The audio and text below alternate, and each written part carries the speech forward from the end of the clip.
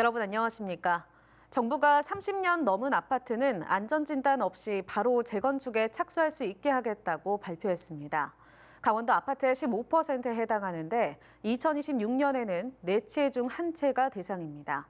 재건축의 탄력을 받게 됐다는 환영의 목소리가 나오지만 우려도 제기됩니다. 김도균 기자가 보도합니다. 지난 1991년 춘천시 석사동에 준공된 340세대 규모 아파트 단지입니다. 지어진 지 33년이 넘으면서 옥상에서는 물이 새고 배관은 자주 말썽을 부립니다. 이처럼 노후화가 심각해지자 재건축을 위해 지난 4일 춘천시에 안전진단을 의뢰했습니다.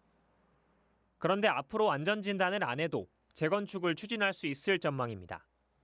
윤석열 대통령은 지난 5일 30년 이상 낡은 주택은 안전진단 없이 바로 재건축에 착수할 수 있게 하겠다고 밝혔습니다. 이런 발표에 재건축 추진 아파트 단지마다 사업 기간 단축과 경비 절약으로 큰 기대감을 드러내고 있습니다. 대체적으로 환영하는 편이 노인네들한테도 개인적으로 물어봐도 해야 된다. 여태 반대한다는 사람은 못 들었어요.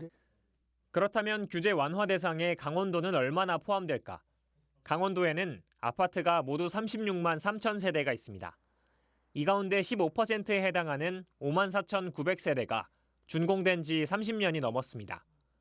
2년이 지나면 9만 가구로 4채 중 1채가 해당됩니다. 하지만 규제 철폐는 국회를 넘어야 하는 데다 현실적인 부작용도 간과해서는 안 된다는 지적이 나옵니다. 단기적으로는 공급이 늘어나는 효과를 거둘 수 있지만 수요와 상관없이 주택 가격만 끌어올리게 된다는 겁니다.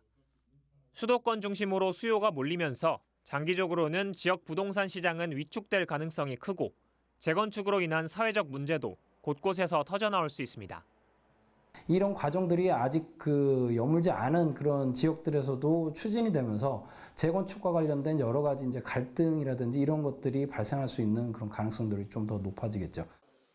정부는 다음 달 관련 법안 제출을 예고했습니다. 하지만 법률 개정을 위해서 반드시 필요한 야당과의 협조는 아직 없어 4월 총선용 정책이 아니냐는 비판도 나오고 있습니다. MBC 뉴스 김도균입니다.